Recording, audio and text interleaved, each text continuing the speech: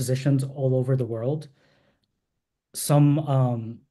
I won't list all of his positions, but some of them include he was United States ambassador to Saudi Arabia. He was head of embassy in Bangkok and Beijing. He was assistant secretary of defense and many other positions. Also, when President Nixon traveled to China, Ambassador Freeman was the chief translator at that time. So it's a very big honor for me to introduce Ambassador Freeman. For the format of tonight's event, he's going to deliver us a talk, as I mentioned, in which he has some supporting materials, slides, and whatnot.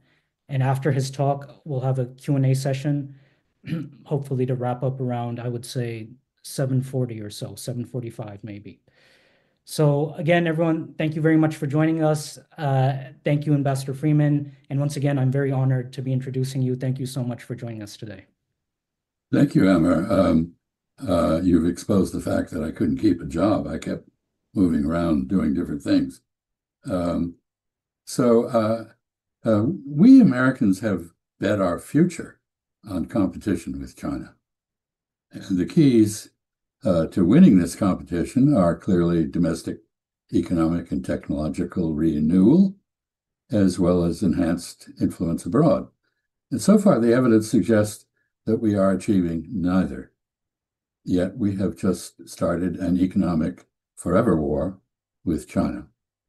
What's happening reminds me of the saying, "Quos Deus vult perdere, prius dementat." Whom the gods would destroy, they first make mad. Our country now disparages public service. It's taking a chainsaw to its institutions.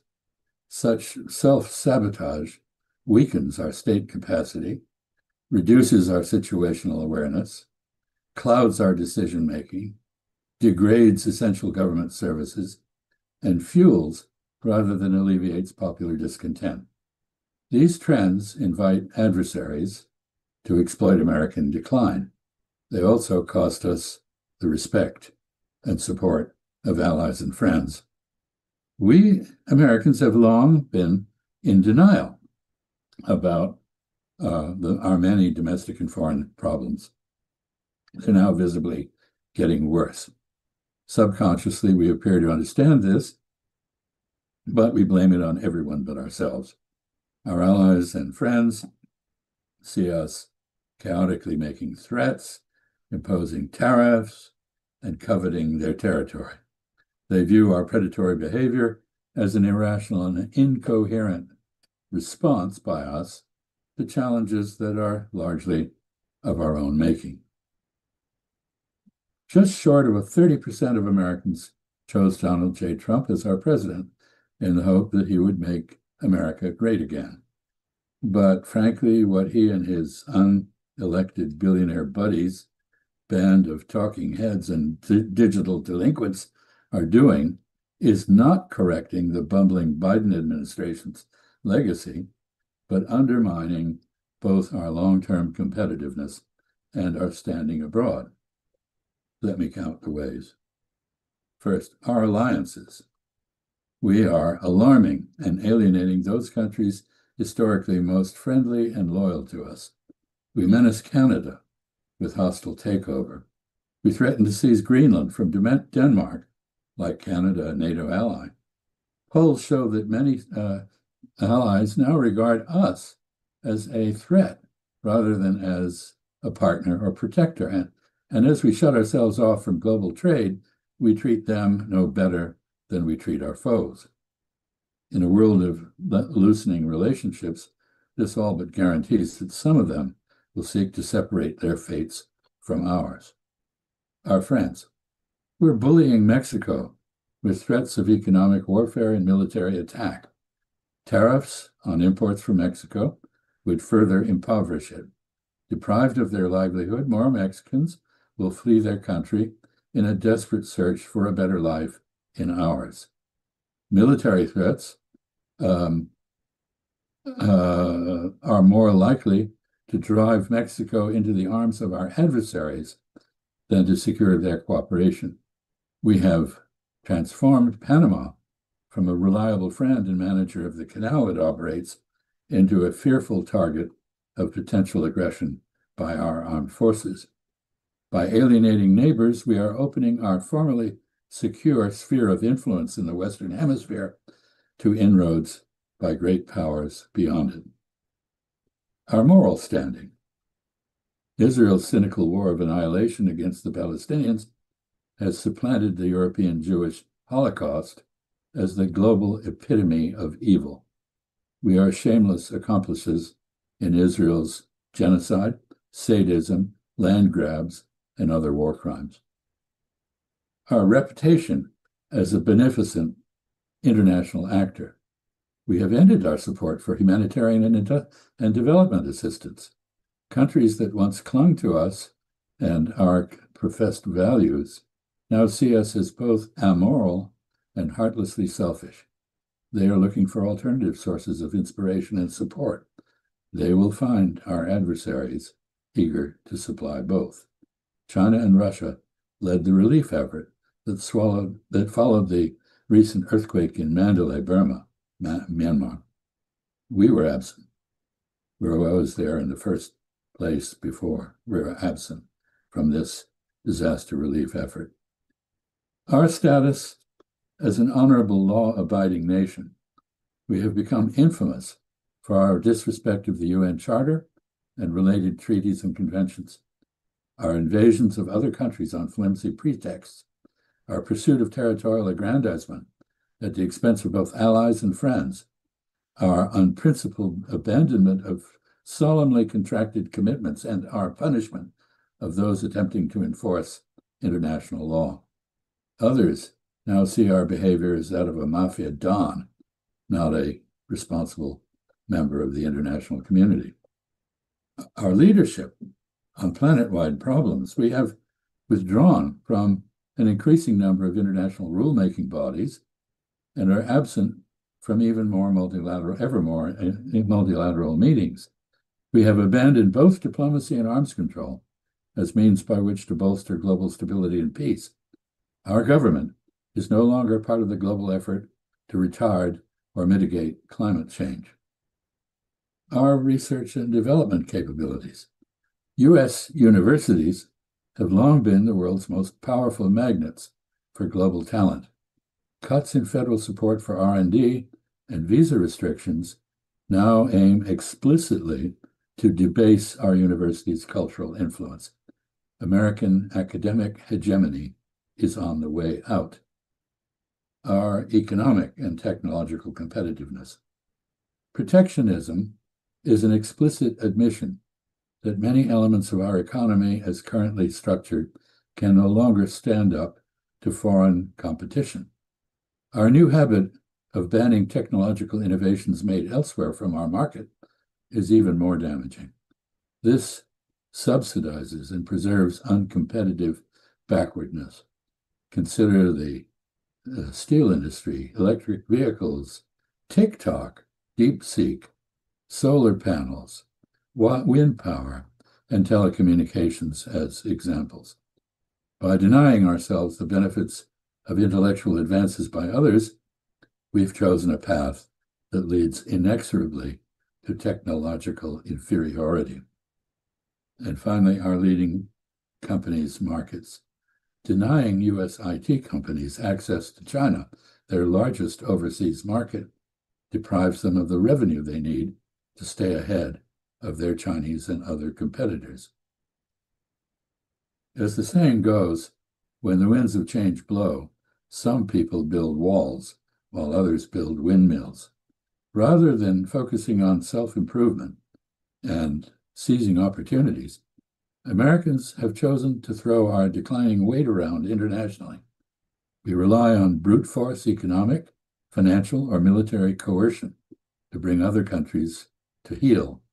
This is no way to compete with China or any other rising or resurgent great power, and it is no way to secure the blessings of liberty to ourselves and our posterity. Meanwhile, despite many difficulties and not a few mistaken policies, China continues to power ahead. While we scapegoat and bully others, the Chinese remain single-mindedly focused on enhancing their economic, scientific, and technological prowess. They are ready, willing, and able to reach out to the foreign partners we are alienating. China had a couple of bad centuries, but it's back, and in the process of resuming its millennial position as the world's largest economy. Hammer, could you put on slide 2? I can't see the slide, so I will have to assume that that is, in fact, the last 1,000 years or so of economic history in a chart. And if you look at that, you will see that in 1820, China was about a third of the global economy, and that's pretty much where it's coming back to now. India also, throughout most of history, was an enormous force in the global economy. The US peaked in 1950, if you look at that chart. China's growth has slowed, but it's still growing twice as fast as the United States. In purchasing power terms, which avoid the significant distortions imposed by an overvalued US dollar and changing exchange rates, the Chinese economy is already 1/3 larger than ours. Next slide, please. So you can see the size of the Chinese economy on this chart, which is quite surprising to people. Everywhere in our press, we see the second largest economy when China is mentioned, but that is a distorted view. Look at slide 4, the next slide. China produces more than 1/3 of the world's manufacturers. It's the world's largest trading nation and principal trading partner of more than 100 countries. Now, this chart, these charts, that is the slide that China as a manufacturing superpower, doesn't have totally up-to-date data. The share of manufacturing capacity in particular goods is from 2023, but the share of global production is from 2022. It's probably now about 34% rather than the 31.2% that the chart shows. Now, over 1/4 of the world's STEM workers, scientists, technologists, engineers, and mathematicians are Chinese. That proportion is growing.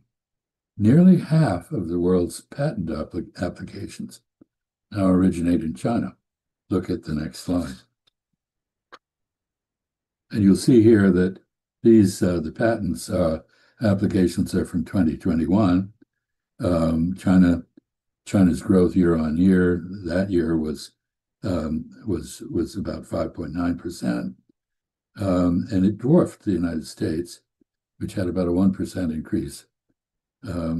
China was 51.1% of the global patent applications way back then in 2023, and the trend has continued.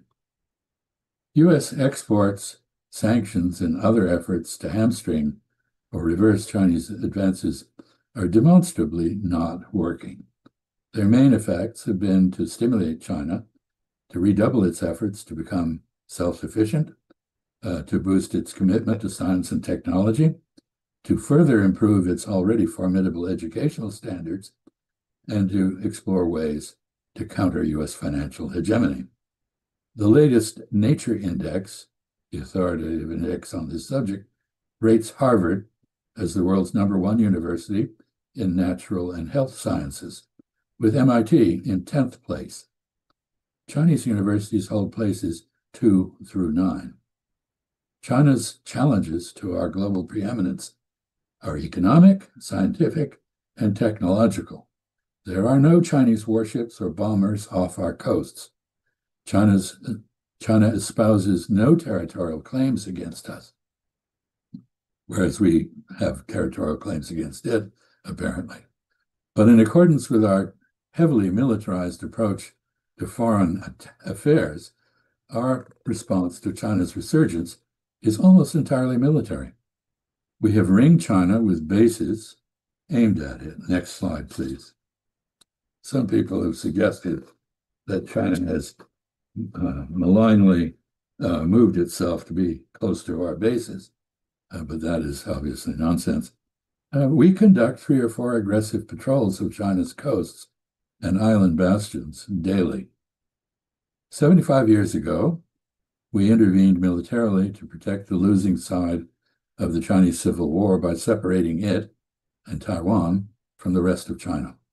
Since then, the Taiwan issue has been an embryonic Sino-American casus belli.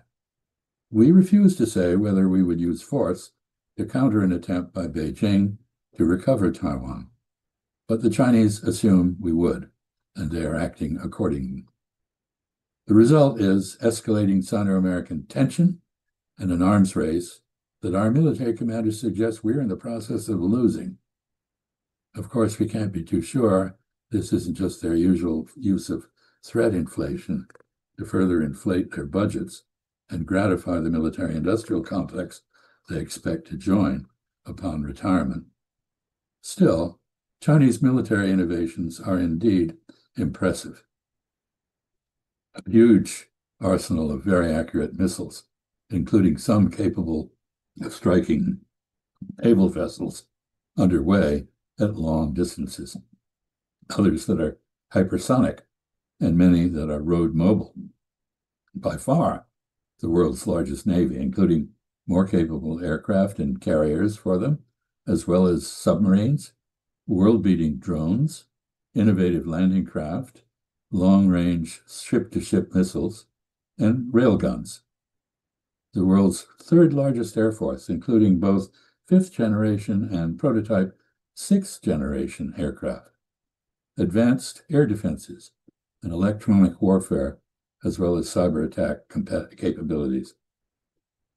The initial battleground in any U.S.-China war would be in China, including Taiwan and China's near seas. China would be fighting on its own doorstep, enjoying very short lines of communication and supply lines. The United States would be projecting power to a battlefield over 7,000 miles away from our west coast. China would enjoy the many advantages of being on the defensive. From Beijing's perspective, the war would be about recovering and defending Chinese territory against foreign attack. In other words, about things that Chinese care much more about than Americans do. Multiple war games suggest that a U.S.-China war over Taiwan could cost both sides the bulk of our navies and aircraft. China has the industrial surge capacity to replace its ships and aircraft, but we do not. Losses on the scale projected would cripple the United States as a global power, not just cost it its 8 decades-long dominance of Pacific Asia. The one certain outcome of a war over the political status of Taiwan would be the destruction of its democracy, as well as its prosperity and its industrial base. The ruin of Taiwan's advanced electronic industries would ensure huge collateral damage to the world economy. Such a war could have no winners, even if it did not escalate to the nuclear level, which both sides assume it could. Notwithstanding this, the focus of U.S. policy in Pacific and South Asia at present is on preparing for a trans-Pacific war with China and on persuading U.S. allies in the region to risk letting Americans use bases on their territory against China. In response, China is preparing for war with America. The U.S. and Chinese defense budgets are structured so differently that it's hard to compare them. Both omit significant amounts of military-related spending and cover them in other budgets. All in all, however, China now appears to be spending less than 2% of its GDP on national defense, while the U.S. Defense Department's budget alone is about 3.6% of GDP. Including U.S. military-related spending in other departments and agencies' budgets would bring total U.S. military spending to about 5.4% of U.S. GDP. The disparity in spending levels reflects many factors, one not least of which is the People's Liberation Army's exclusive focus on the security of the Chinese homeland and adjacent areas versus a U.S. military force structure designed to preserve U.S. global primacy by projecting American power to every corner of the world rather than just defending the American homeland. Our Defense Department is misnamed. In reality, it is an offense department. If Americans' concerns were truly limited to defending ourselves, we would spend a lot less. We would also consider diplomacy as a cheaper and more reliable way to make more friends and fewer enemies. Of course, defense budgets do not decide the outcome of warfare, but the balance of fervor often does, as the failure of our effort to prevent the unification of Vietnam or to pacify Afghanistan should remind us. In a bloody American rendezvous with Chinese nationalism over Taiwan, the balance of fervor would strongly favor China. So, increasingly, would the military balance. And the more both sides prepare for war, the more likely it becomes. U.S. policy has shifted from favoring a peaceful settlement of the divisions between Taipei and Beijing to de facto support for Taiwan's indefinite separation from the China mainland. This approach rejects diplomacy to rely entirely on military posturing against China. It is a direct challenge to China's sovereignty, territorial integrity, and national security, as well as to its amour propre. China sees unsettling analogies to the evolution of U.S. policy toward the war in Ukraine. The U.S. objective has not been to promote Ukraine's well-being or its domestic tranquility, still less to save Ukrainian lives, but to counter, isolate, and weaken Russia. Similarly, in the case of Taiwan, the U.S. seems much less concerned about Taiwan and its inhabitants than about showing China who's boss, weakening it, and countering and containing its influence abroad.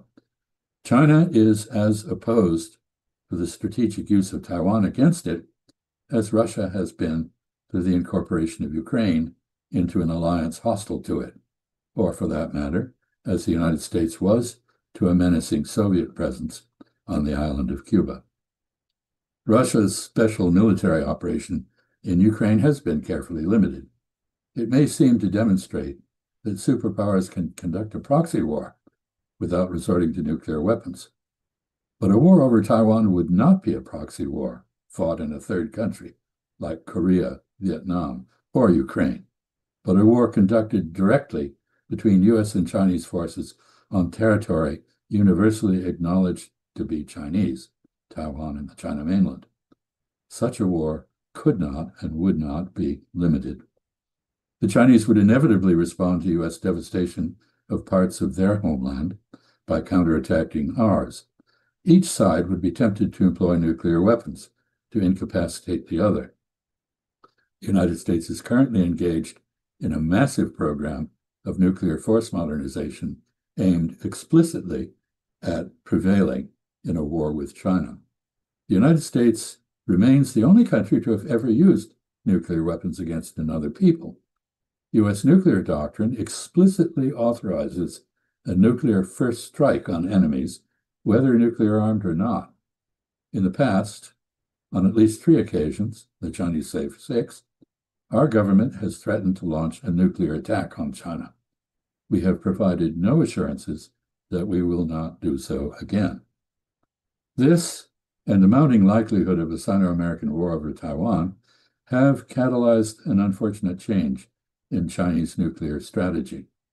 China was long content with a minimal nuclear capability, a force de frappe in the French phrase, one able to respond to a nuclear attack by taking enough of a bite out of the enemy to cause it to think twice about using nuclear weapons to attack any part of China. But China is now embracing mutually assured destruction, MAD, and building a nuclear force that could destroy the United States if Americans use nuclear weapons to attack China. A war that not only cannot be won, but it also risks becoming existential, should obviously never be fought. Our diplomacy should focus on ensuring that it never is. A diplomacy-free, all military, all the time U.S. policy toward China, like our current policy, therefore makes no sense at all. The Chinese military posture is defensive. Our military is in China's face. People's Liberation Army is not in ours. It will not appear off our coasts or in our hemisphere unless we drive it to reciprocate our threatening presence on its borders.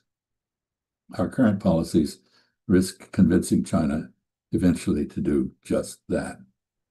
This underscores the absurdity of how Americans are dealing with China's return to its millennial wealth and power.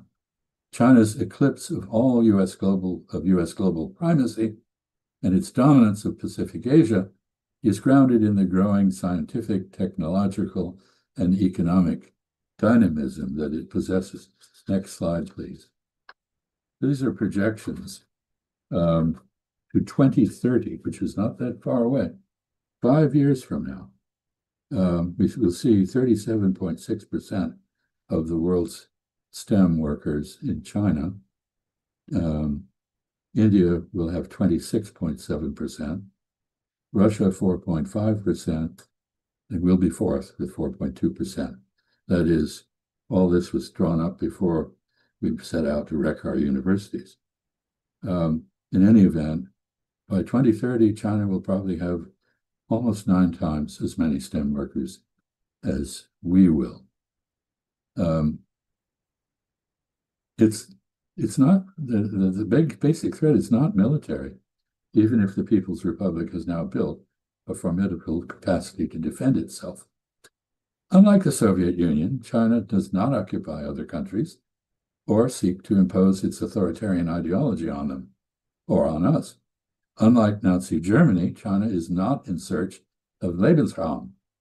Unlike Imperial Japan or European imperialists, China does not pursue military colonial control of foreign natural resources or labor, nor does China seek to replicate the imperial market preferences and mercantilism of past empires.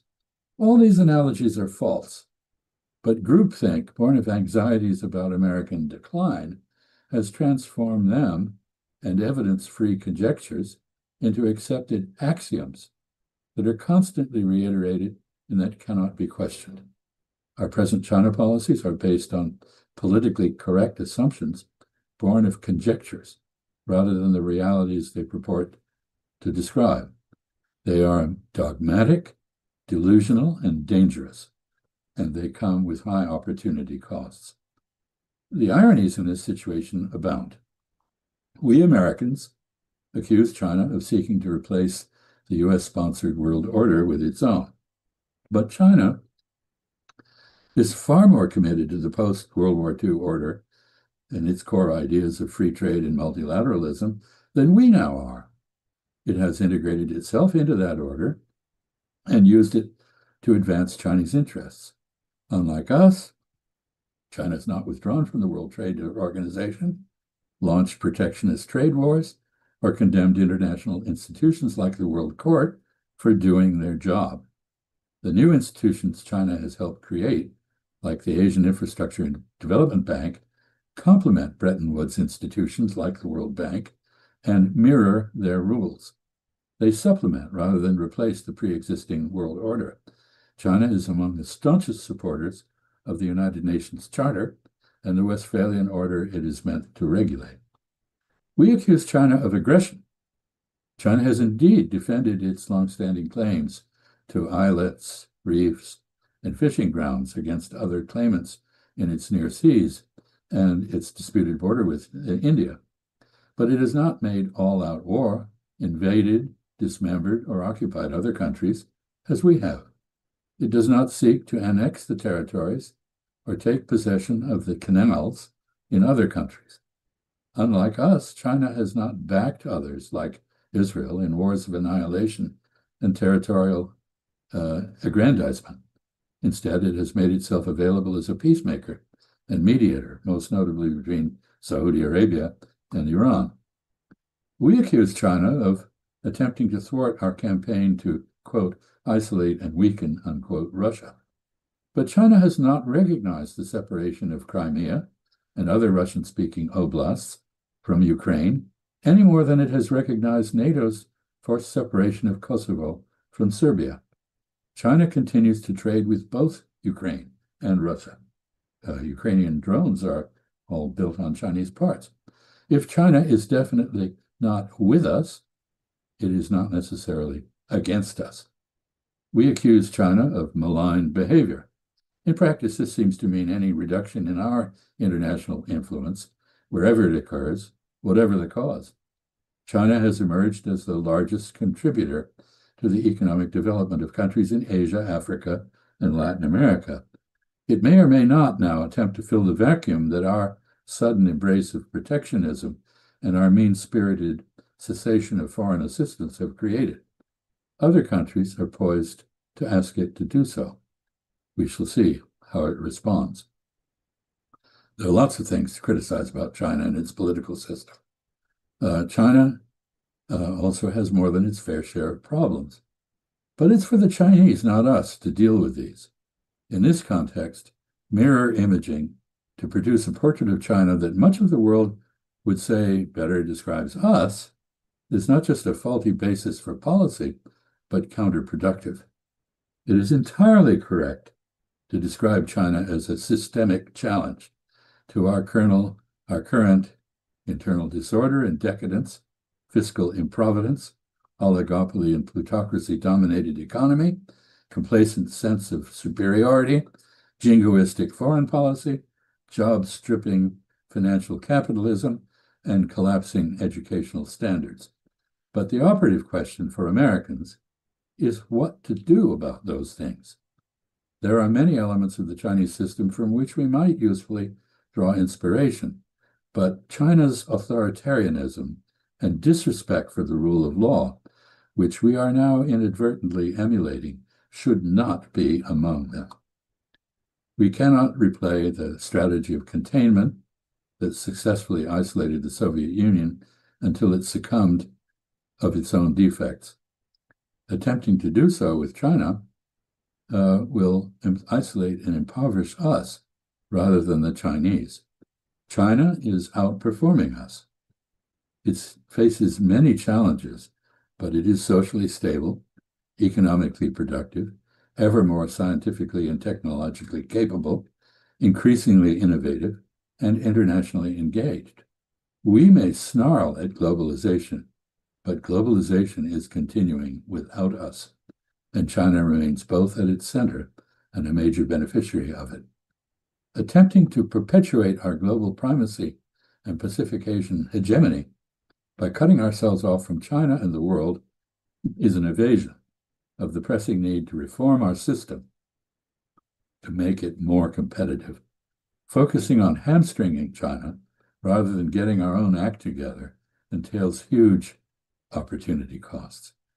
We now live on credit rollovers and pyramiding debt, yet we refuse to accept investment from China, which is capital rich and prepared to finance improvements in our failing infrastructure, establish new factories here, and help expand U.S. agricultural production to assure food supplies for its own population as well as ours. China has the renewable energy technologies we need to go electric, but we seem determined to obstruct or ban our companies from importing or adopting them. The U.S. and Chinese economies are complementary, as their interdependence has amply demonstrated. We need a reset with China. In this connection, diatribe is no substitute for diplomatic dialogue. It alienates. It does not persuade. The Trump administration has at least one thing very right.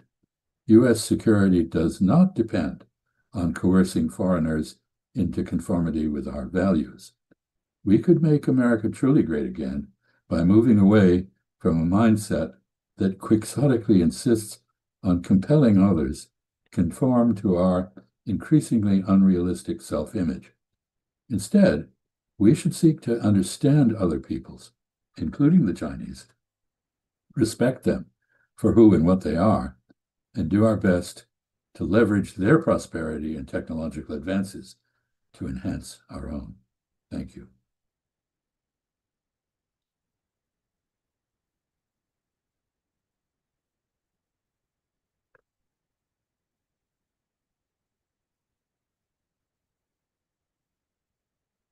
So I'm waiting for the, thank you for the hand claps. I'm waiting for Amr to take over here.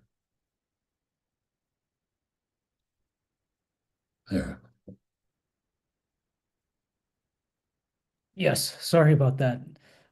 Thank you very much, Ambassador, for that talk. I think I speak for our entire audience to say that we're very grateful and fortunate to heard that talk about China from one of the leading experts on the subject. So thank you again very much. And I look forward to the question and answer session after two very quick announcements.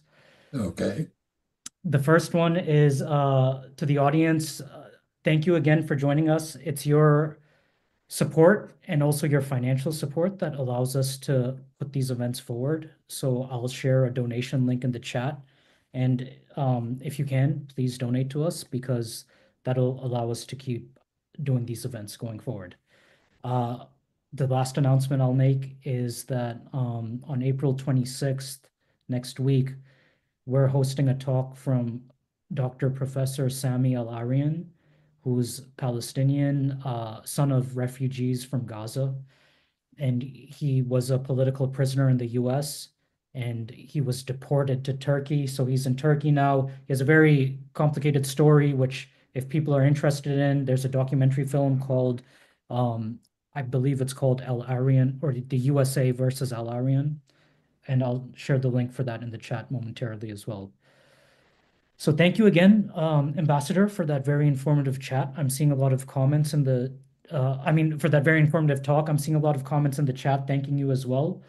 For our first question today, I'm going to ask, I don't want to mischaracterize John Mearsheimer's views, but it's when I listen to him, it seems as if he's saying that a war between the US or some sort of conflict between the US and China is inevitable because of declining great power on one end and a rising great power on the other end. But I wonder, what is your view on that? Well, there are two I think, overly mechanistic theories of international relations. One has been put forward by my friend Graham Allison at Harvard, the so-called Thucydides trap. And I think he looks at Thucydides' writing on the Peloponnesian War and concludes that the rise of Athens alarmed Sparta so that the war became inevitable. But in fact, of course, the interesting thing there is that Athens was a democracy and Sparta was the authoritarian state.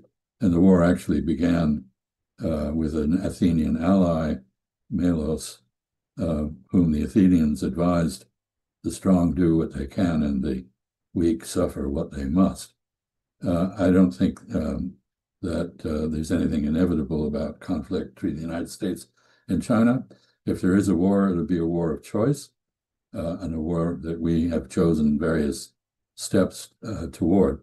John Mearsheimer, also a friend, someone I respect a great deal, who I think is spot on the Ukraine issue and issues in West Asia and the Middle East, I think has applied a model that works very well in the European context to part of the world where it doesn't. I've spoken elsewhere at length. Those of you who are interested can go to my website, which I apologize for because I did it myself, and I'm an old man with very limited knowledge of cybernetics. But it's Chas Freeman, ChasFrwman.net. There's a talk there. If you search for the three-body problem, you will see an account of Asian history that makes it clear that it was not at all similar to the squabbling, squirming, bloodthirsty European history that John has based his theory on. I think culture does matter, and I don't think that the Franco-German model applies in Asia necessarily. So I'd invite you to look at that talk. But I don't think there's anything inevitable. I think we have freedom of choice. We have free will. We can decide whether we're going to go on in the course that we're on, which I think does lead inexorably to some sort of conflict, because it provides no peaceful resolution of the differences between us. And it leaves those to military resolution, which is, as I indicated, a very dangerous and unwise thing to do. Thank you, Ambassador. And I've shared your website in the chat. So if people are interested, they can take a look at that. That's chazfreeman.net. In your talks, you alluded to China's involvement in peace talks between Iran and Saudi Arabia. Can you speak more about that? And can you speak more about generally the relationship between Iran and Saudi Arabia? Well, the United States, by putting Russia, China, and Iran all in the same basket, and then adding North Korea to that basket, has successfully pushed Iran not only closer to Russia. Iran and Russia, of course, are traditional enemies, so this is quite an historical anomaly, but also fostered a strong relationship with China. China, in the Middle East, tries to have good relations with everyone. It doesn't take sides. It has a flourishing relationship with Israel, as well as with the Palestinians. And it presents itself as an advocate for diplomacy and dialogue. And that is exactly the role it played between Saudi Arabia and Iran, building on a process of reconciliation that was initiated by the Iraqis and pushed forward by the Omanis, and the Chinese picked it up and took it over the finish line. And much to everyone's surprise, it's turned out to be a lasting trend. The Saudi Defense Minister, Khalid bin Salman, has just visited the Ayatollah Khamenei in Tehran. And what is beginning to form in the Persian Gulf region is not the Israeli Gulf Arab American coalition against Iran that has been the basic objective of US and Israeli policy, but rather a coalition intended to balance Israel now that it has decimated the leadership of Hezbollah in Lebanon, invaded and occupied part of Lebanon, destroyed Syria as a functioning state, and deprived it of its self-defense, and of course engaged in a tit-for-tat war with Yemen, which is trying to enforce a sea blockade in support of the Palestinians against Israel. So the process of rapprochement that the Chinese initiated has gained a momentum of its own because of regional developments, which I don't think the Chinese or anyone else really anticipated. But they are in touch with everyone. They maintain contact. And as I've noted on several other occasions, although not at the community church, they believe in a fundamental principle of diplomacy, which is analogous to the military adage that one should never lose contact with the enemy. We see, because if you do lose contact with the enemy, you get surprised or you get flanked.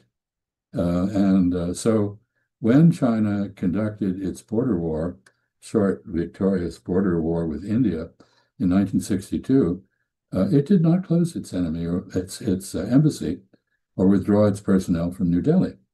It believes that that war is when you most need to talk to the other side and sustain communication. It also did not close its embassy in Hanoi when it had a war with the Vietnamese in 1979. It kept it open. We could learn from this. We've taken a very different approach recently. So in the Middle East, in West Asia, the Chinese maintain cordial contact with everybody.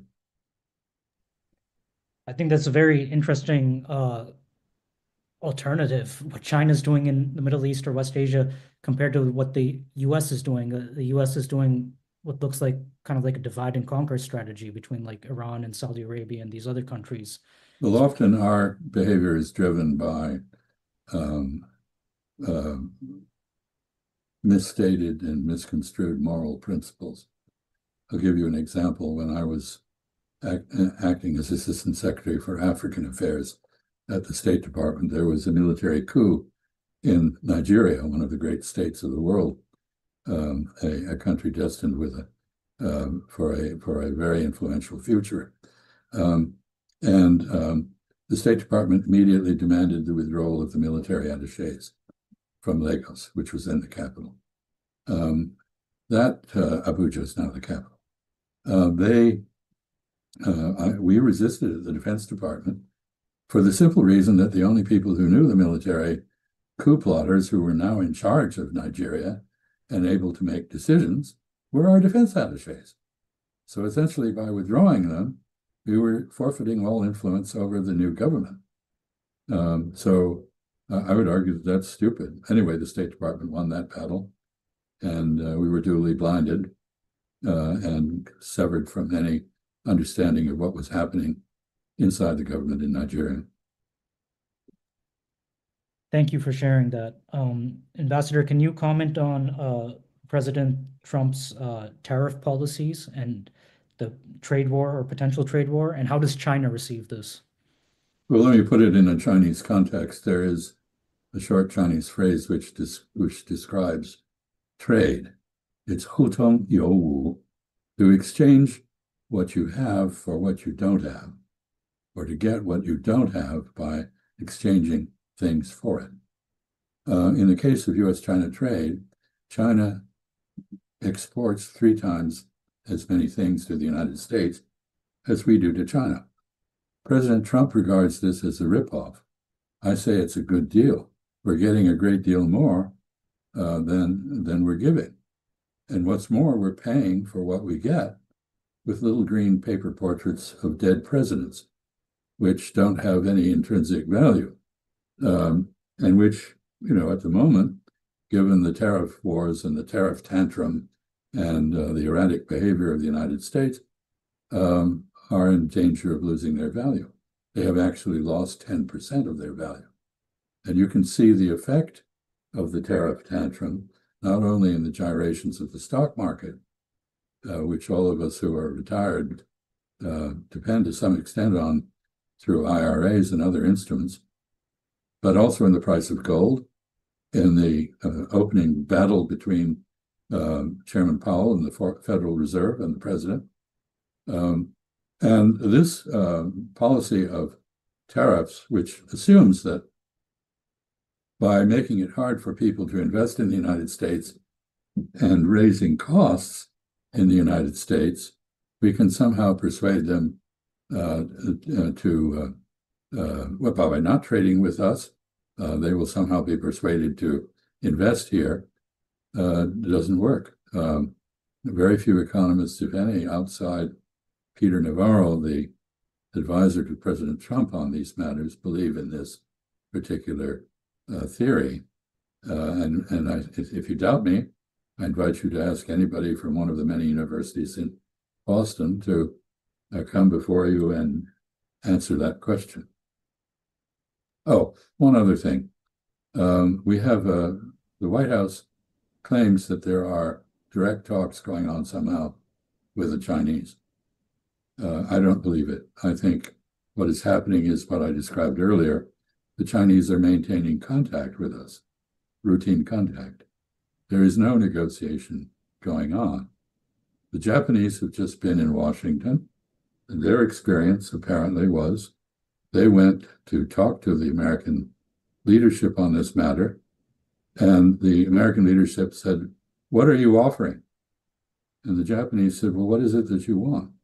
And the Americans could not explain what they wanted. This is a cockamamie approach to negotiation.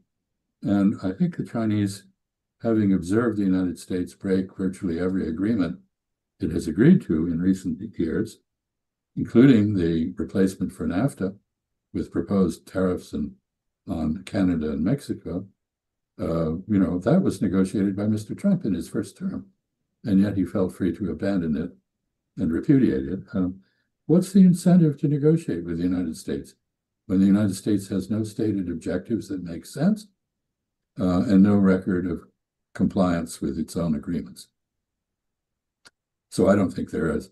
I think the Chinese have decided they will wait us out and see how Americans like Walmart and Amazon denude of products. 60% of Walmart's products originate in China. They're all tariffed. And just to follow up on this topic, I'll read a question from the chat from our group member Quanta Dawn Light. She's asking, how are the tariffs going to affect trade deficit and U.S. debt levels? They affect U.S. debt primarily because they generate inflation, and inflation raises interest rates rather than lowers them. This is the battle between Chairman Powell and President Trump. When you raise interest rates, you raise the increasing amount of money we have to pay on a national debt of about $37 trillion. When you continue to imagine that you can get by with modern monetary theory and pile up debt on debt, pyramid it, as I mentioned, you are adding to the burden on the American taxpayer for no gain. We don't pay as we go. We borrow $1.5 trillion just to keep the government going on the basis it is going, and not even to undertake new activities, which I would argue we need to do. So the tariffs have an indirect effect that way. They are not going to result in the reshoring of industry. And here I will just say that the entire theory that a loss of manufacturing jobs is the product of the Chinese, somehow attributable to them, it makes no sense. In fact, if you look at the trend in industrial employment, you will find that when China entered the WTO, the same trend continued. There was no change. U.S. exports, when China entered the WTO, continued to increase at the same level. What happened was that our trade balances shifted. But what we're talking about here is the same thing happening in industry that happened in agriculture. In 1900, 80% of American employment was on the farm. 15% was in the factory. 5% was in so-called services. The figure now is less than 1% in agriculture because we've mechanized agriculture. It's hugely capital intensive. And sadly, our farmers are now having as they lose their markets, foreign markets, as well as the $2 billion that U.S. Agency for International Development used to spend on behalf of humanitarian procurement of agricultural products, they are losing their equipment to the banks, which are repossessing it. And they're in danger of bankruptcy. Anyway, 1% in agriculture. Today, 8% in industry. Why? We actually produce more than we ever have, but we do it with fewer people. We have automated. And I think there's a further issue here, which is that the corporate management committees have no representation from labor in them, from the unions, or if there is a union, or the workers. And when they are confronted with serious competition, their first reaction is to cut labor costs by moving to Bangladesh or someplace where labor costs are cheaper. They don't do what the Germans or Japanese do, which is automate and retrain their workforce to become more productive with the automated equipment. And so we have 1% in agriculture or less, 8% in industry, and 91% in so-called services. I would argue that when you have a category that embraces 91% of economic activity, that category is essentially meaningless. But the fact is, that category, with AI coming in, is about to see the same reduction in labor and increase in capital utilization that we've seen in agriculture and industry. So I think again, I'd urge you to have an economist talk about this, because I think we're economically illiterate or innumerate or something. Okay. Some people will say that China's involvement with countries in Africa, some people will say that it's somehow exploitive. Others will say that no, that's not true. These deals that China's doing with Africa, they're mutually beneficial. What is your view? Well, I think when the Chinese started out in Africa, they had a bad habit of trying to do everything with Chinese labor, and that inevitably aroused local animosities. They've learned. There are a lot of, I think there are a huge number of Africans now studying in Chinese universities, by the way, many on scholarship. But the Chinese presence in Africa consists of several different streams. The largest is actually small businesses, small Chinese businesses. There are over 3 million Chinese who have moved to Africa to open small businesses. So they're selling variety. They have little variety stores or dry goods stores and this sort of thing. And that, of course, generates a lot of trade because they tend to buy their products from China. The second is Chinese entrepreneurs. About 75% of the Chinese economy is private sector. And this private sector has gone abroad, and many are mining in in Africa. They're mining, they're producing manufactures. They are, for example, in Ethiopia, a major force in the industrialization of the country. So that's positive, I think, from the African point of view. There has been some significant Chinese infrastructure financing. An African railroad that will go across the continent from east to west. It's in prospect. The Kenyan railroads are now being extended to Uganda and the Great Lakes region of Africa. In response, the United States has offered railroad construction in Angola, the so-called Lobito line. Anyone who's ridden Amtrak and a Chinese train will wonder why the Angolans were enthusiastic about that. But President Biden went there to announce that deal, and there it is. I don't know what's happened to it in the Trump administration. In any event, I think any foreign presence in an economy has positive aspects and negative aspects. But the fact is that whereas the West offered aid on condescending grounds, the Chinese are offering economic partnership on a business basis. And that is quite appreciated by many people. It has some problems, of course, labor problems, unrest. Nobody's perfect. And there are cultural differences between Africans and Chinese that are quite formidable.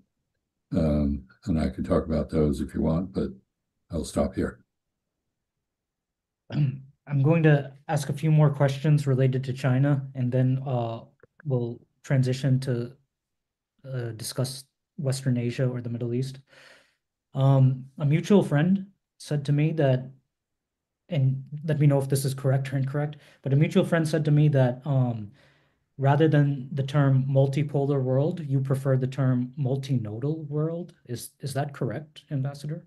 Yes, that is, for the simple reason that a pole is a linear two-dimensional line with the points at the end. And that was a very good description of the bipolar order, both in the psychiatric sense and in the geometric sense, during the Cold War between Moscow and Washington. But the world is now far more complicated, and a node is a three-dimensional point of connection. You can connect thick channels, thin channels. It can turn, it can move in space. It is three-dimensional at least, maybe four-dimensional. And I think it's a much more accurate description of what's happening. We're not dividing into poles, bilateral poles. Countries are emerging with multiple connections. So countries may have, let's say, take a major rising future great power, Indonesia.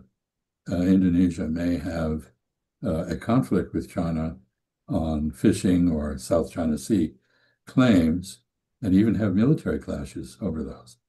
But at the same time, it may have a robust investment flow from China. It may have a great deal of trade with China, and it may side with China on international issues. We see complexity now in relationships. I just mentioned the Saudi defense minister, Khalid bin Salman, going to Tehran as part of a further rapprochement between Iran and Saudi Arabia. But Saudi Arabia has a very good, strong relationship with the United States. It has a strong relationship with China, a strong relationship with Russia, a strong relationship with Germany, with Brazil, and an increasingly strong relationship with Malaysia and Indonesia. And of course, Japan and the Republic of Korea are very active there. So life is more complex in the new order than it was when everything centered on which feudal overlord, the United States or the Soviet Union, you look to for guidance and support. Okay, I'm going to read a question from Rosemary Keene, who's a friend and an activist with Massachusetts Peace Action, where she's also a director. So Rosemary writes, Ambassador, do you think the U.S. military may have a more realistic and less belligerent understanding of China compared to our State Department? Or is there any division in the State Department, any group that sees that we could cooperate and collaborate with China rather than attempt to dominate? A very good question. In my experience, the most bloodthirsty people are civilians because they don't risk their lives on the battlefield. They don't have the experience of having been in war. They believe war is a sort of video game in which the other side perishes and our side is left intact. The military have a far more realistic understanding of the limitations of the use of force and the dangers that it poses. So I can recall multiple meetings over the years that I served in the U.S. Foreign Service in the Situation Room at the White House when the civilians were advocating the use of force and the military were advocating caution and the use of diplomacy. Now, it may be that the military have an exaggerated notion of what diplomacy can accomplish, and ideally, the diplomacy is backed by the military, as well as operating as an inducement, a set of positive incentives for other countries to accept our view of where their interests lie and what they should do, as opposed to where they might have started out. Diplomacy is all about persuading others that they should see things the way you do and act accordingly in the way that you want them to act. That isn't accomplished very well by sending warships off their coasts. So that's one thing. The second, I cannot tell you what is happening inside the State Department. Basically, it is being mutilated by what I call the Department of Government incapacitation, not inefficiency, not efficiency. And the current Secretary of State doesn't seem to have much regard for the workforce there. Remember that this administration began by cutting the U.S. Agency for International Development, USAID, which is part of the State Department, part of the Foreign Service apparatus.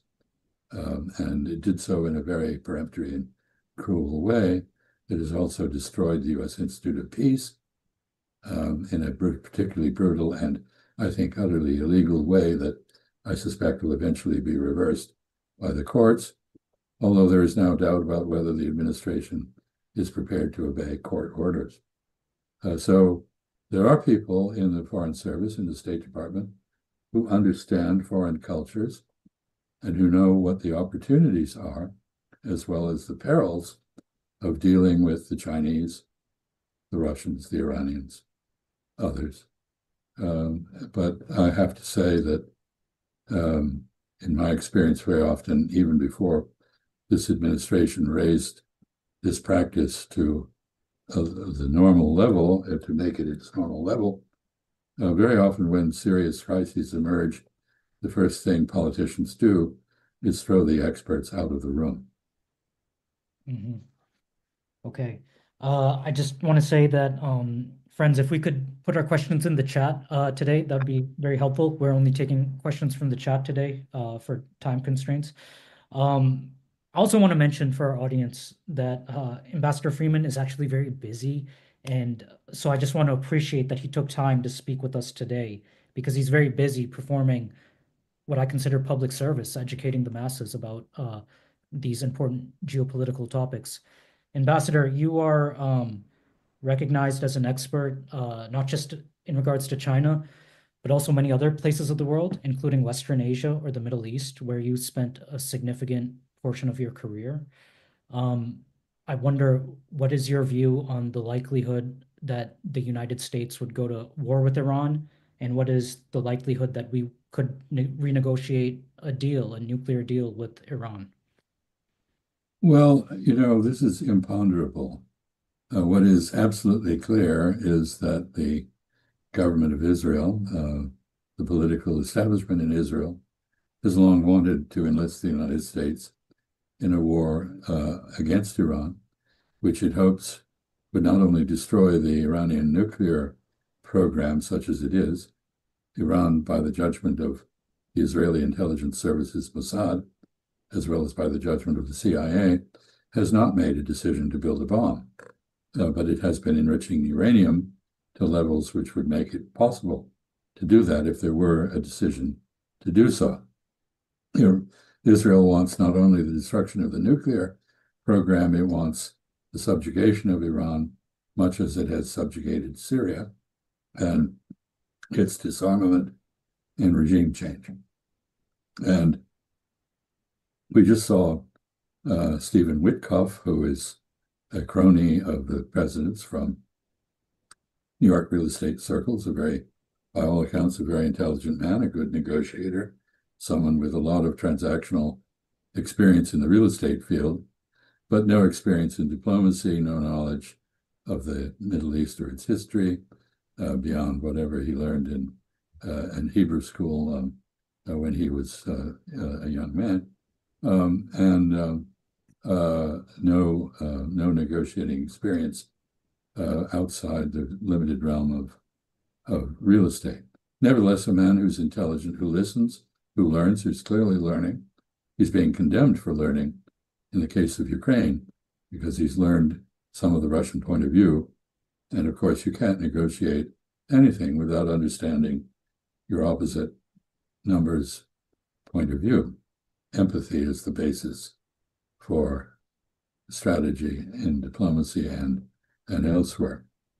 So he went off to Oman, which has historically played a role in facilitating U.S.-Iranian interactions in the absence of direct diplomatic relations since the Islamic Republic was formed.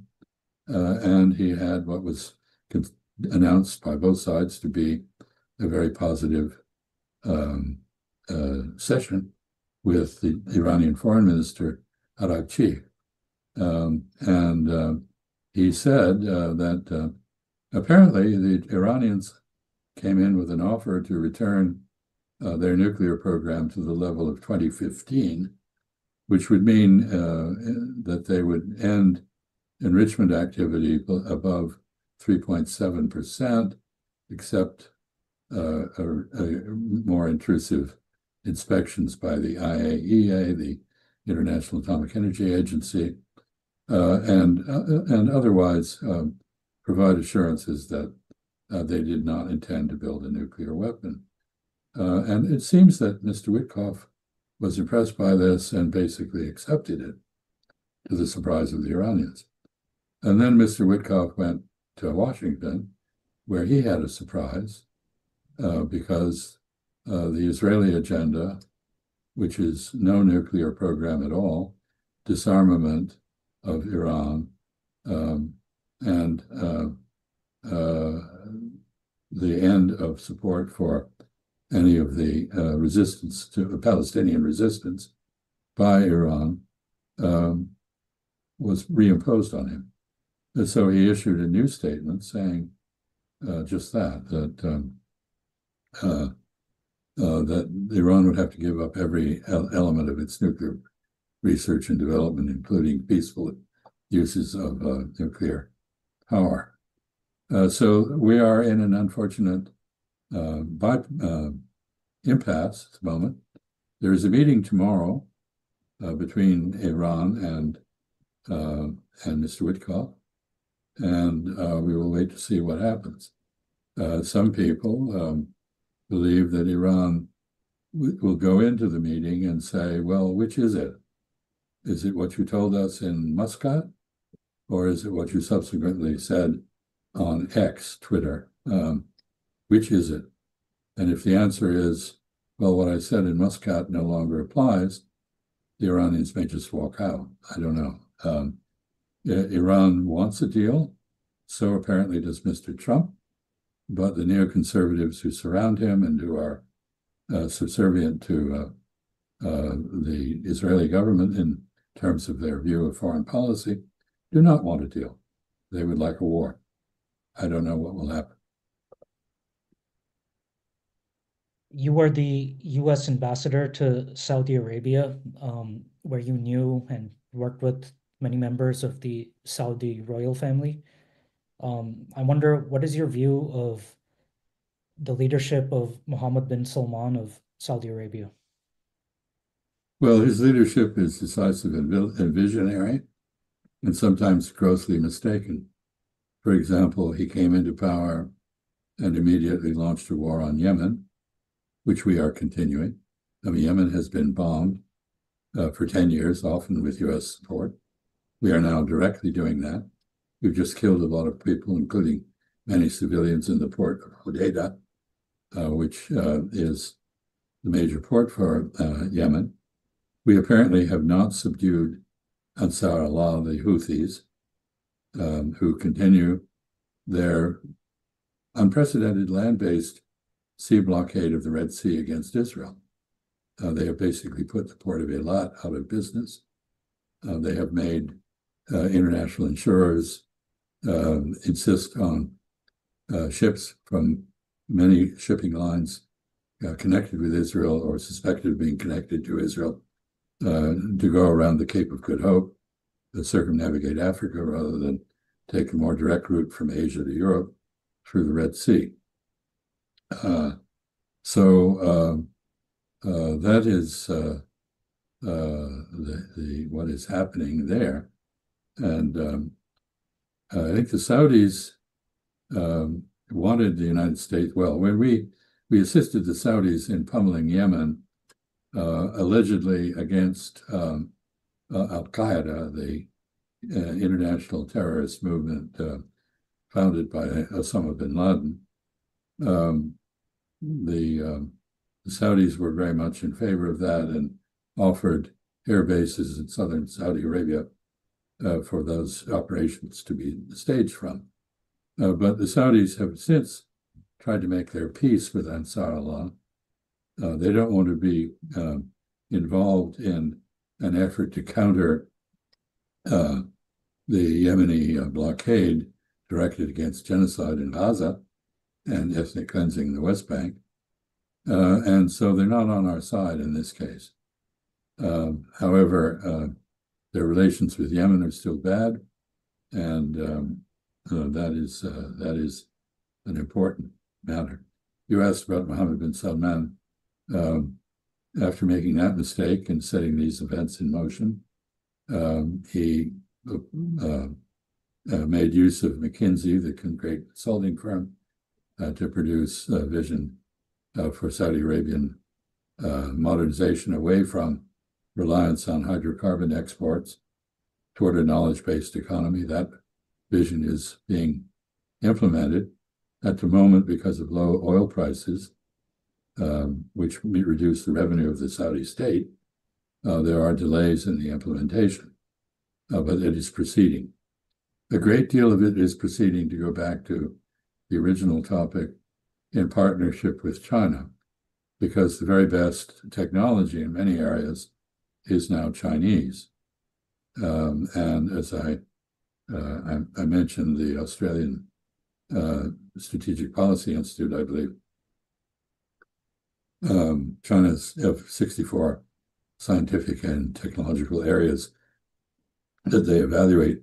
They judge China to be in the lead in 57, South Korea in 2, and us in 5.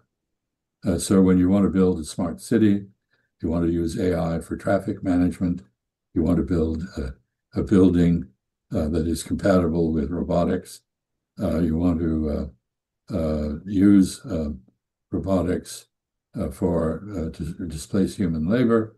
In the case of Saudi Arabia, expatriate labor, largely from South Asia, Pakistanis, Indians, Bangladeshis, Sri Lankans, or East Africans, Kenyans, Somalis, Ethiopians, Eritreans, and the like. Then you go to China, you don't come to the United States. So this is a factor. And Mohammed bin Salman has essentially catalyzed a huge increase in trade with and investment by China. Whether it's Ansar Allah in Yemen, the Houthis, or Hezbollah in Lebanon, or Hamas in Gaza, their view on martyrdom is that if you die fighting for a righteous cause or a just cause, you become a martyr. So if you live in those places and you believe that, those people are not afraid of dying. And when Saudi Arabia was bombing Yemen with the support of the United States, and it wasn't as easy as they thought it would be. The Houthis gave them more trouble than they thought. Shouldn't this be a lesson or a signal to the policymakers in the U.S. who are now currently bombing Yemen? Well, the bombing campaign is hubristic. It is full of braggadocio. It is boastful, and it is ineffective. The Houthis have multiple installations which are deep underground. As I said, they have been bombed for 10 years. They've learned how to survive bombing. The unfortunate fact is Yemen is one of the very poorest and most threatened countries by climate change in the world. And it lacks food, it lacks water, and of course it's divided by civil war, which is financed, sponsored by foreign countries that are its neighbors, the United Arab Emirates, for example. And so it is a miserable place. And the idea that making it more miserable is somehow going to produce a change in Yemeni policy on Gaza seems to me to be an illusion. But our Secretary of Defense boasts about how many people we're killing in Yemen. Mm-hmm. And Colonel Wilkerson, when he was at Community Church a week ago today, last Friday, he made the point that if both him and Dennis Fritz, who was joining him, made the point that if the U.S. goes to war with Iran, it would be even more difficult because Iran has more people, better equipment. They also have a very difficult terrain, the mountains and whatnot. So anyways, I just wanted to mention that. I think we have about 10, maybe 12 minutes left of our event tonight, and we have a few more questions. So I think we'll have time to get to these. I want to, Ambassador, go back to Taiwan really quickly.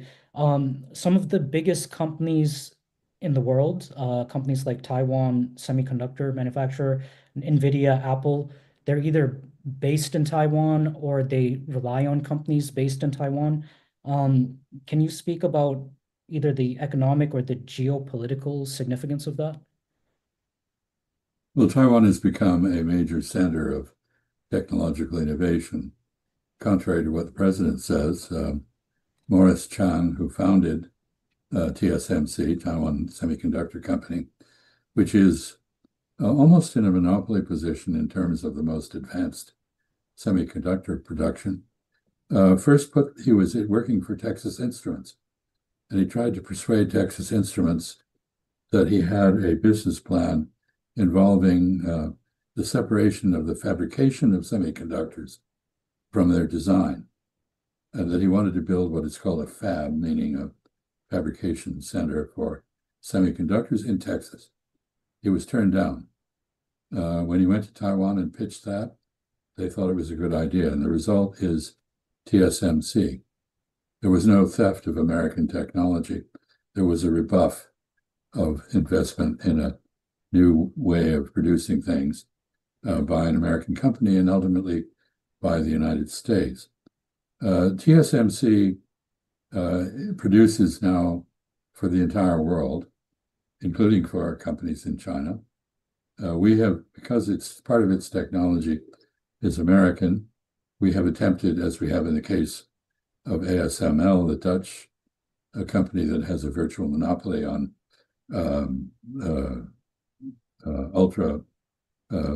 extreme ultraviolet etching of circuits on silicon. We've tried to prevent TSMC from cooperating with the Chinese. The major result, as I indicated in my talk, has been to stimulate the Chinese to develop their own technology. And about a week ago, I read that they actually have now produced, not on a production scale, but on an experimental basis, a 1 nanometer chip, the most advanced in the world.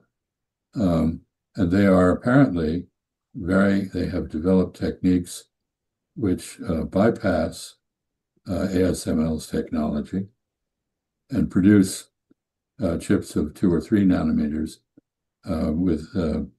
without the ASML equipment. So, of course, they're also dominating the production of less capable sort of regular chips globally. So we are in the process of stimulating a sort of technological race, which is quickly narrowing the capabilities on the Chinese mainland and the gap between them and Taiwan. We, of course, are not major chip producers. We design things. And we just saw an illustration of how that works when Apple successfully appealed the extreme tariffs on China because it would have made an iPhone that would cost about $3,500. And they got relief. That and the bond market persuaded the president to relent temporarily.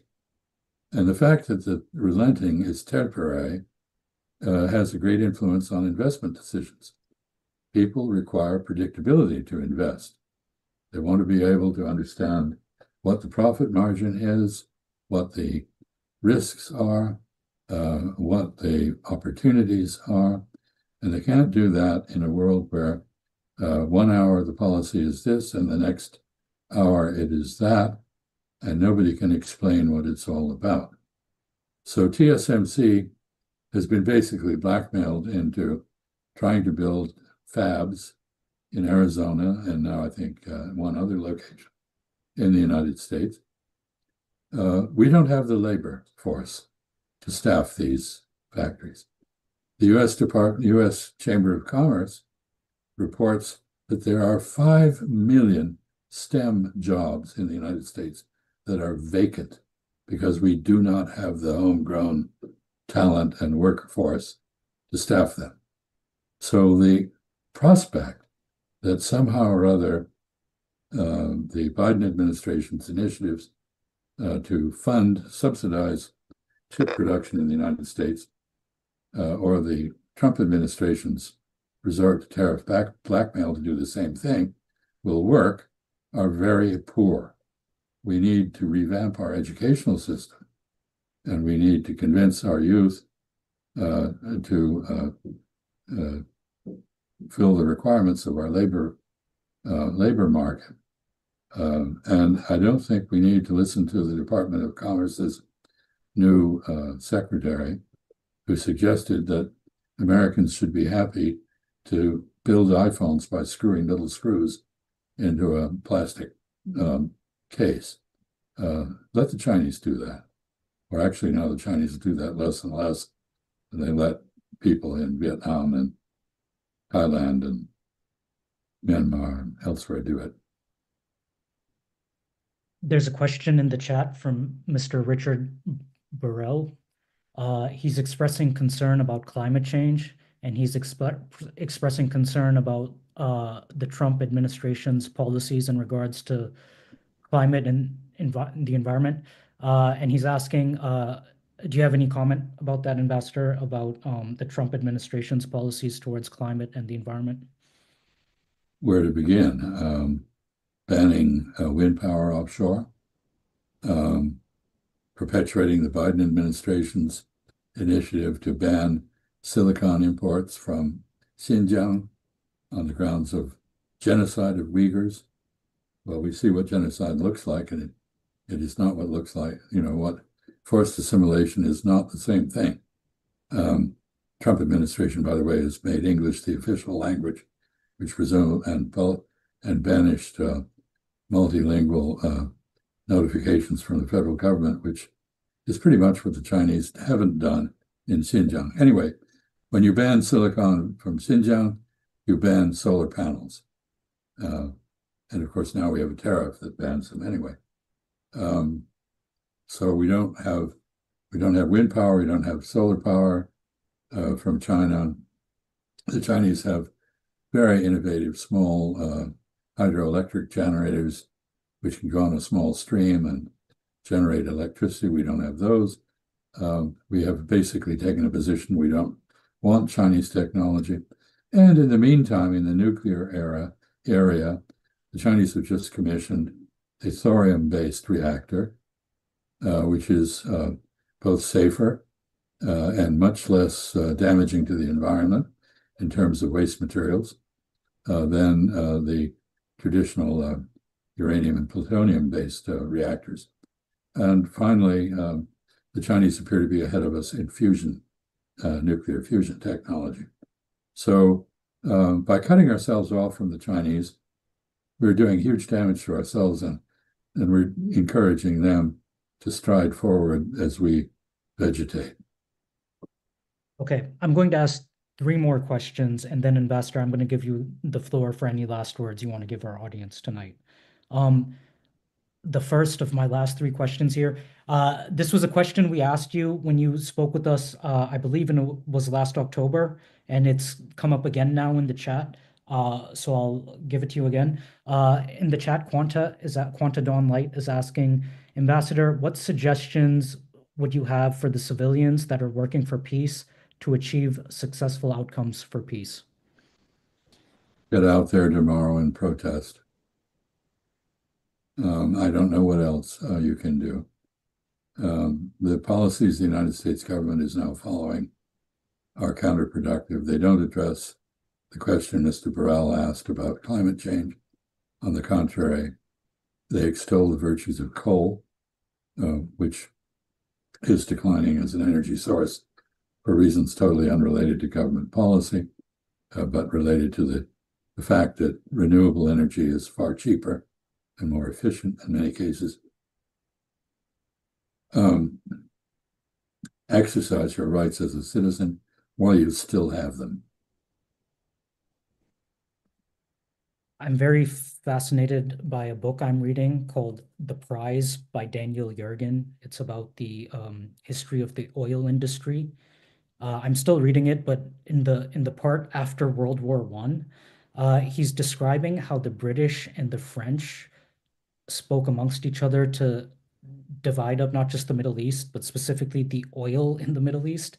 And I was wondering, Ambassador, how is it for the British and the French to get to decide who gets what oil in which part of the Middle East? Well, they ruled the world at that time. The sun never set on the British Empire. There's a famous map that shows 17 areas of the world, 17 countries that the British did not invade. They invaded everything else. And where they were, the French often were too. They contested control of India for quite a while. The great General Wellington, who defeated Napoleon at Waterloo, learned his trade fighting the French and Indian princes in India. He revolutionized warfare in Europe as a result. Why did they have that right? I think they thought they did. They were strong enough to impose whatever they said on everybody else.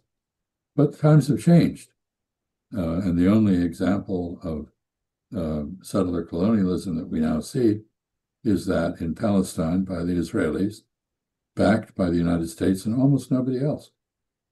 So times have changed. Imperialism and colonialism are no longer acceptable.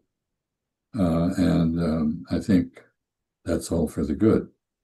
But at the moment, there's no evidence that the United States respects the self-determination on which our own country was founded. Self-determination for Israelis is okay, but self-determination for Palestinians is not. Self-determination for the countries in the region around Israel is not acceptable. And so Israel occupies 5 bases in Lebanon, says it will never leave. It partitions Gaza and pushes the people in Gaza into concentration camps, even more concentrated than the one that existed on October 7, when they broke out of the jail. And Israel is occupying large parts of Syria and insisting on bombing even Damascus. So imperialism is not dead. It just has a limited scope. For the last question tonight, we didn't get a chance to talk much about this, but since you're here and you're a geopolitical expert, we're very fortunate to hear from. For the last question tonight, Ambassador, can you share with us your current thoughts about the war in Ukraine? Once again, we are engaged. I think the president genuinely wants a rapprochement, a reset, and a cooperative relationship with Russia, if only so he can focus on anti-China activities. So the motive may not be what you and I would prefer. But the negotiations, such as they have been, have focused on the issue of ceasefire. It's entirely understandable why Ukraine, which has lost the war and is losing even more territory, faces the prospect after the mud season ends and the ground dries of a major Russian onslaught across the 2,000-mile defense line. So entirely understandable why Ukraine would want a ceasefire. The losing side always does. It's not clear to me why the Russians would accept a ceasefire without the achievement of the objectives they set for the war. So this is getting more and more complicated. The Americans are putting forward proposals that do not meet Russian requirements, and therefore the Russians are holding back. Meanwhile, to everyone's surprise, the Europeans, far from enlisting in American diplomacy toward a peace in Europe, neutrality for Ukraine, and some resolution of the internal difficulties in Ukraine, are insisting on continuing the war. We've just seen a meeting in Paris from which our Secretary of State walked out on the left with the very petulant comment that if there's not progress in the next few days, we're going to walk away from the peace process in Ukraine. What does that mean? Or was it the peace process? Or was it walk away from the rapacious capture of Ukrainian mineral rights that we've insisted upon? I don't know. So this is not going anywhere in the short term, in my view. Russia wants an architecture for peace in Europe as a whole. It wants Ukraine to be neutral within that architecture. And it wants to preserve the rights of the Russian speakers in Ukraine by continuing their incorporation into Russia. That means Crimea and the 4 eastern oblasts in Ukraine. And if the war goes on, it may mean Odessa, depriving Ukraine of a seacoast. So this is, we should all be sorry for the Ukrainians. They were led down the garden path by us, not for their own good, but to weaken and isolate Russia. We have been prepared to fight to the last Ukrainian. We're almost down to the last Ukrainian, and we should end this. In that respect, the president's instinct is entirely correct. Whether his appointed envoys, his team, are capable of implementing his vision is another question. I want to express again for myself and behalf of everyone listening, extreme gratitude, Ambassador, for your time and your insights. We all know you're very busy, and we all, including myself, very much look forward to listening to you every week on various platforms you speak on. I've shared your website in the chat again. That's chazfreeman.net. And I want to give you any final words you want to leave us with for tonight. Well, I'll say something about my website, and that is that my ineptitude means that the email there doesn't work, so don't try it. I'm sorry about that. I apologize. I am delighted to be back at the community church with you, Amr, and with those attending. As you may recall from my first appearance, there is a historical connection between my great-grandfather, who was Booker T. Washington's private secretary, and involved with and of course he and Marcus Garvey. Sorry, not Marcus Garvey. The great Harvard-educated W.B. Du Bois. Yes, W.B. Du Bois. Competed for the same position. He got it. W.B. Du Bois did not want it, but he gave a wonderful set of lectures at the church, which I think I feel a connection to.